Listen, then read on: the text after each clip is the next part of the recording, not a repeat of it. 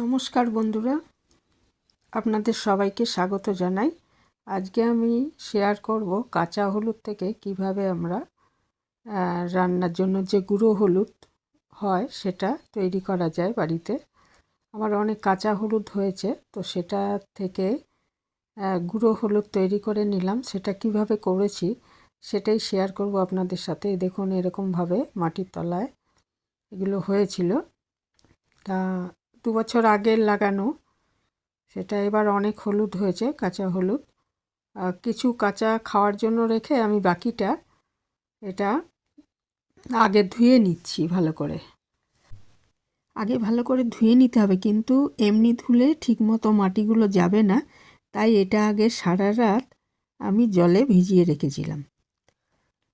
আর তাহলে অনেক ঘন্টা জলে ভিজে রইল। আর পরের দিন সকালবেলা আমি এটাকে ভালো করে কলের তলায় 5-6 বার কষলে কষলে ধুয়ে নেব।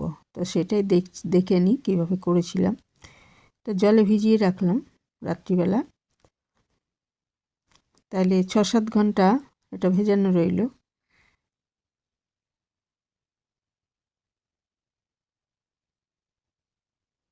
পরের দিন সকালবেলা মাটিগুলো অনেকটাই আলগা হয়ে জলের মধ্যে চলে এসেছিল। তারপর ওইটা আমি কলের তলায় নিয়ে এরকম কষলে কষলে 5-6 বার ধুয়ে নিয়েছি, যাতে সম্পূর্ণ মাটিটা বেরিয়ে যায় হলুদগুলোর থেকে।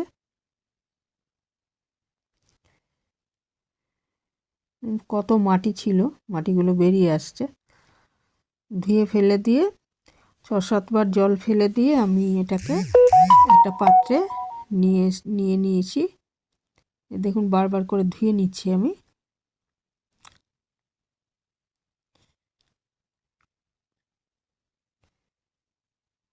নিয়ে তারপরে এটাকে সেদ্ধ করতে হবে। তো গ্রামে যারা ব্যবসায়িকভাবে এগুলোকে সেদ্ধ করে হলুদ তৈরি করেন, তারা কাঠের জালে বড় হাঁড়িতে বা কড়াইতে এটা জাল করে নেন। তো আমার তো আর অত নয়, এটা তাও অনেকটা হলেও এটা তো আর ব্যবসায়িকভাবে করার মতো নয়।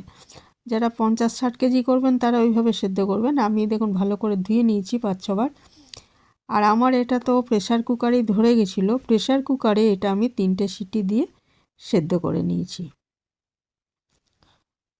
যারা অনেক হলুদ লাগিয়েছেন, অনেকের হয়তো জায়গা আছে লাগিয়ে রেখেছেন, তো সেক্ষেত্রে সেটা ভালো করে ধুয়ে তারপরে ওই সেদ্ধ করে নিতে হবে হাঁড়ি বা কড়াইতে। আমি এটা প্রেশার কুকারে সেদ্ধ করে তারপরে সেই সেদ্ধ হয়ে যাওয়া হলুদটা একটুখানি ঠান্ডা হয়ে এলে খোসাটা আগে ছাড়িয়ে নিতে হবে।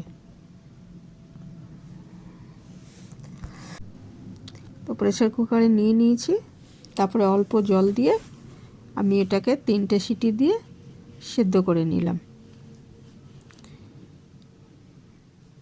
তারপর নিজে থেকে এটা ঠান্ডা হতে দিয়েছি প্রেশার কুকারটা, তারপরে এটাকে বার করে নিয়েছি। দেখুন একদম সেদ্ধ হয়ে গেছে।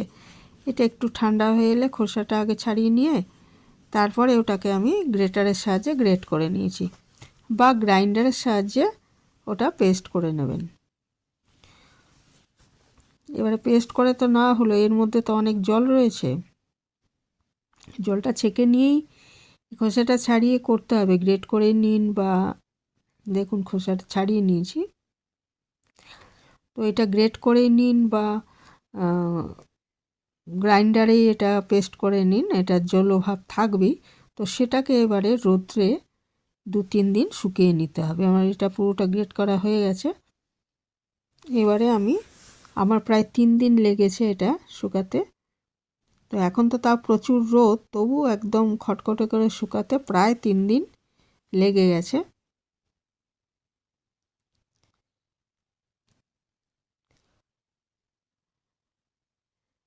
এটা ভালো করে উল্টে পাল্টে দিয়ে দিয়ে এটা শুকিয়ে নিয়েছি।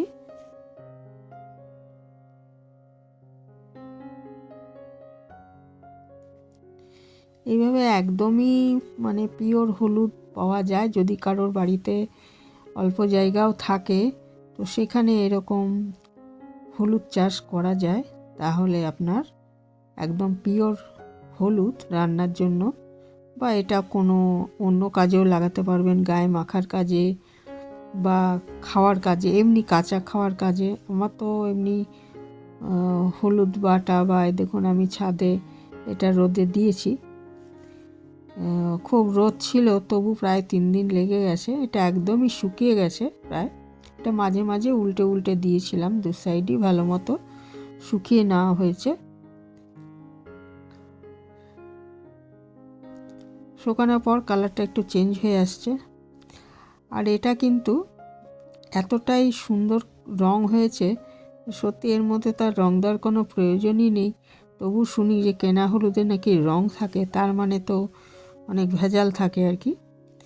তো এটা আমি গ্রাইন্ডারে নিয়ে নিয়েছি, একদম খটখটে শুকনো হয়ে গেছে।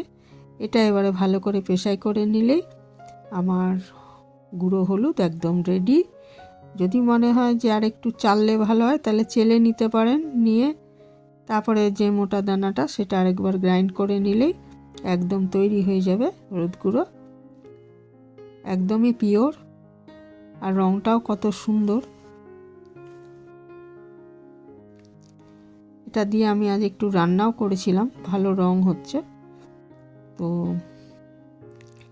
এই আমার দেখানোর ছিল যে কাঁচা হলুদ থেকে কিভাবে গুঁড়ো হলুদ তৈরি করা যায় বাড়িতে।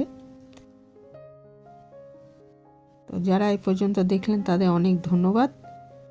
নতুন বন্ধু কেউ এসে থাকলে চ্যানেলটা সাবস্ক্রাইব করার অনুরোধ রইল।